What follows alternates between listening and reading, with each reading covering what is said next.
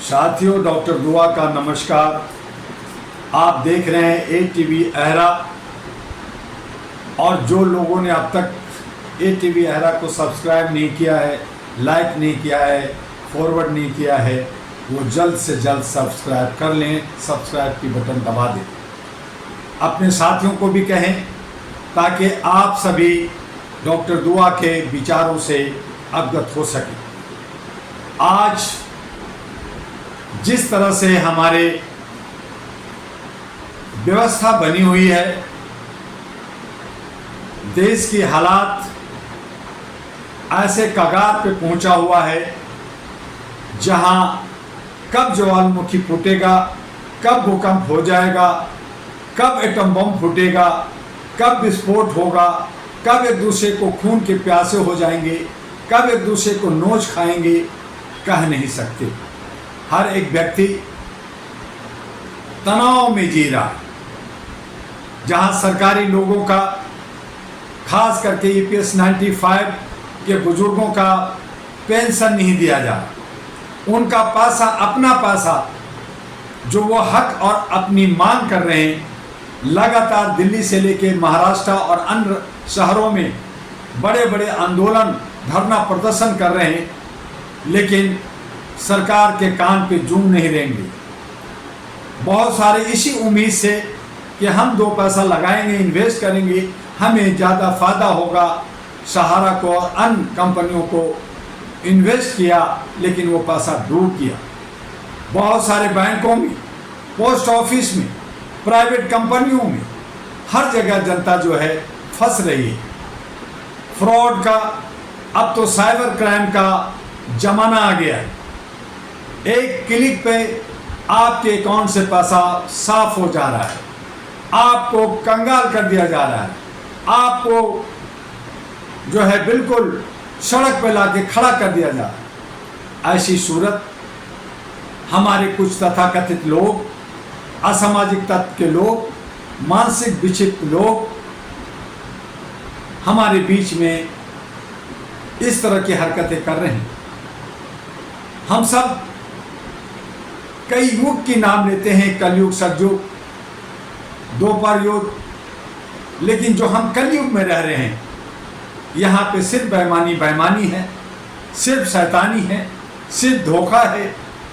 और लोग इतना नीचे गिर गए हैं कि जो नेता हैं, जो विधायक हैं, वो नेता बनते हैं एन के इन प्रकार तरीके से। वो किसी को घुसने नहीं देते हैं अपने रिंग में, और जो दूसरे को अगर समझा दिया जाता है कि आप भी घुसिए, आप भी कोशिश कीजिए, तो उनको ऐसा लगता है कि बस उनको उठा करके गद्दी पे बैठा दीजिए, चेयर पे बैठा दीजिए, या उनको करोड़ों रुपया दे दीजिए, तब वो चुनाव लड़ेंगे। यही बात हुआ कि एक आवारा बच्चा जिसको आप पढ़ाना चाहते हैं, जिसको नहलाना धुलाना चाहते हैं, लेकिन वो कहता है कि मुझे पढ़ना नहीं है, मुझे बिना पढ़े आप IAS बना दो, मुझे जो है चीफ मिनिस्टर बना दो, मुझे गवर्नर बना दो, मुझे राष्ट्रपति के चेयर पर बैठा दो। ये सोच, ये मानसिकता हमारे बीच में घर कर गई। और यही वजह है कि अच्छे सच्चे लोग भी, पढ़े लिखे लोग भी, जब हम उन्हें कहते हैं कि आप सत्ता के गलियारे में आइए, आप सामाजिक काम करते हैं, आपकी अच्छी सोच है, जब उन्हें कहते हैं कि हम सब लोग आपको सहारा देंगे, आपको मदद करेंगे, आपको आगे बढ़ाने में हर तरह से साथ चलेंगे, लेकिन जवाब मिलता है कि ये करोड़ों रुपए का चुनाव में जो खर्च होता है, वो पहले मुझे कोई पॉकेट में दे दे तो मैं चुनाव लड़ूं। कितना हास्यास्पद और कितना अविश्वसनीय जो है बातें लोग करते हैं। आज छोटी सी बातों पर हम जो है दंगा फसाद करने लगते हैं। हम सभी लोग बिखरे से रहने लगे। सच्चाई ये है कि अगर देश को अगर आगे ले जाना है, देश की तरक्की अगर करना है, तो प्रशासन को चाहिए कि धर्म, चाहे वो किसी तरह का भी धर्म हो, किसी तरह का भी उसका पूजा पाठ हो, वो अपने घरों में करें। जात जो भी मनाते हैं वो अपने समुदाय के अंदर, अपने घरों में मनाएं और करें, लेकिन देश के हित पर, सामाजिक सरोकार पर, सड़कों पर न धर्म होगा न जात होगा, और सिर्फ जब अगर घर से बाहर निकलें तो एक ही नारा हो कि हम भारतीय हैं। भारतीयता का एक पहचान होनी चाहिए, एक जो है सोच होनी चाहिए। उसके लिए एक ड्रेस कोड, एक भारत का संविधान जो है उसके अंदर एक हमारा शिक्षा एजुकेशन होना चाहिए, एक राष्ट्रभाषा होनी चाहिए, और कानून जो है चाहे वो बड़ा हो या छोटा हो सबके लिए समान होना चाहिए और एक नज़रिए से काम होना चाहिए। उसमें किसी तरह का धर्म का, जात का लवादा नहीं, बल्कि राष्ट्र हित से ओतप्रोत होना चाहिए। मैं बार बार कहना चाहता हूँ, फिर से कहना चाहता हूँ कि जिसे भी धर्म, चाहे कोई भी धर्म मनाना है तो वो घर में मनाए, खुशी खुशी मनाए, उस पर कोई रोक नहीं होनी चाहिए। लेकिन घर से बाहर उस पर रोक होनी चाहिए, उस पर पाबंदी होनी चाहिए। जात भी वो अपने समुदाय के अंदर, अपने घर के अंदर वो अपना जो है बर्थडे मनाए, पार्टियां मनाए, खुशियां मनाए, जो करना चाहे करें। लेकिन जब वो समुदाय, जब सामाजिक में आता है, जब देश के लिए आता है, जब सड़कों पे आता है, जब गली मोहल्ले में आता है, तो वहाँ पे राष्ट्र प्रेम यानी हम भारतीय हैं की जज्बा होनी चाहिए। तभी हमारा ये तनाव कम होगा, तभी हमारा व्यवस्था में सुधार होगा। और जो हमारे EPS 95 के लोग जो भुगभोगी हैं, जिनको प्रधानमंत्री ने कहा हम दे रहे हैं, जो नहीं दे रहे हैं, हम प्रधानमंत्री से और फाइनेंस मिनिस्ट्री से और श्रम मंत्रालय से अनुरोध करेंगे कि अब बहुत हो गया, अब इनका पैसा रिलीज कीजिए।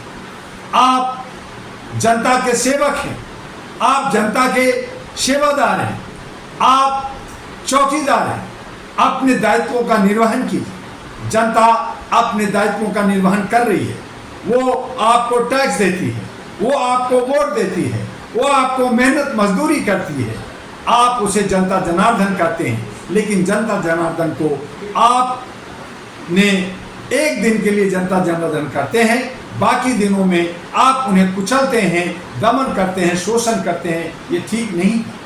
हमारा प्रशासन चुस्त दुरुस्त होना चाहिए, कानून चुस्त दुरुस्त होना चाहिए। हमारे बीच में अगर मवाली, गुंडे, बदमाश और तरह तरह के कानून को तोड़ने वाले लोग हैं तो उस पर सख्त से सख्त कानूनी कार्रवाई और तत्काल और जल्दी होना चाहिए। इसके लिए ही न्यायालय बनी थी, इसके लिए ही सिक्योरिटी पुलिस बना था। लेकिन ये सब कर क्या रहे? यही हमारा मीडिया का था कि वो दशा दिशा देगी, वो खबर देगी, लेकिन वहाँ भी सारे के सारे चमचागिरी जयचंद बन गए। तो हम तमाम लोगों को अगर मनुष्यता को अपनाना है, मानवीय मूल्यों को समझना है, इंसानियत को समझना है, ह्यूमैनिटी को समझना है, तो इसके लिए कमरबंद आपको लामबंद होना होगा और अहरा नेशनल पार्टी ANP के साथ आना होगा। तभी ये व्यवस्था बदलेगी, हम सुंदर बगिया बना पाएंगे, अपने दिल्ली को सुधारेंगे, अपने राज्यों को सुधारेंगे, अपने देश को खुशहाल और विश्व गुरु बना सकेंगे।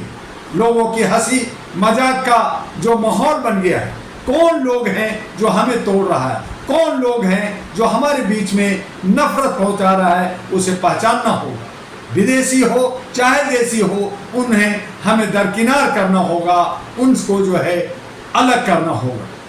ये सारे अंग्रेज का डिवाइड एंड रूल और लोगों को तोड़ो और फोड़ो करो, ये जो असामाजिक तत्व हैं, ये जो मानसिकता के लोग हैं, जो नौनिहाल बच्चे, छोटे छोटे बच्चे जिनको पढ़ना लिखना चाहिए, उनको चंद पैसे दे करके उनको क्रिमिनल बना दिया जाता है, बदमाश बना दिया जाता है। ये कौन लोग हैं, इसे पहचानना होगा, उससे पर्दा हटाना होगा। आइए, इसके लिए अहरा नेशनल पार्टी इन्वेलर लेके आई है।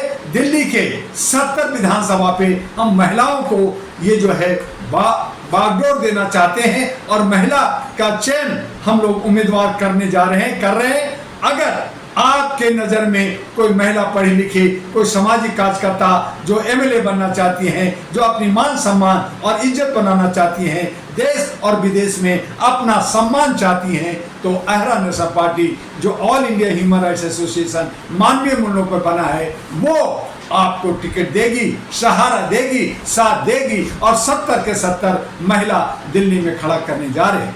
हम इसी तरह से कुछ झारखंड में भी और बाद में हम बिहार की तैयारी करेंगे, लेकिन सबसे पहले दिल्ली के 70 महिलाओं का चयन की प्रक्रिया शुरू हो गई है। 21 अक्टूबर को 2 से 5 हम कुछ चंद लोग जंतर मंतर पर जमा हो रहे हैं, आपस में बात करेंगे, कुछ भारत सरकार से मांगे कर रही हैं, इलेक्शन कमीशन में जो खामियां हैं उस पर हम लोग थोड़ा सा मांग कर रहे हैं, भारत सरकार के अंदर जो कहानियां हैं उस पर मांग कर रहे हैं, और उसके लिए हम चाहते हैं कि आप अपने तमाम साथियों के साथ, दोस्तों के साथ और बाकी लोगों के साथ जंतर मंतर पे 1 बजे से लेके 5 बजे के बीच में पधारिए, आइए और आपस में मिल कर करके एक नया सवेरा, एक नया बदलाव, एक नया जन क्रांति, एक नया इतिहास रचने के लिए हम इकट्ठा हों। आपका डॉक्टर दुआ। और इस तरह से अंत में मैं कहूँगा कि EPS 95 के लोग जो तनाव में ग्रसित हैं, जिनका पेंशन नहीं मिल रहा, वो परेशान हाल में है, उनका पेंशन तत्काल सरकार जो है रिलीज करे, ये मांग है हमारी। और जो सिस्टम में खामियां हैं वो ख़त्म हो, और हमारे नौजवान जो बेरोजगार भटक रहे हैं उनके लिए रोजगार का सृजन हो, हमारे पॉलिटिकल अमेंडमेंट एक्ट हो, और हमारे व्यवस्था में, लोकतांत्रिक व्यवस्था में संवैधानिक तरीके से सब खुशहाल रहें, साथ रहें। इन्हीं कामनाओं के साथ फिर मिलेंगे अगले दिन। आपका डॉक्टर दुआ, अहरा और ANP का राष्ट्रीय अध्यक्ष। जय हिंद, जय भारत।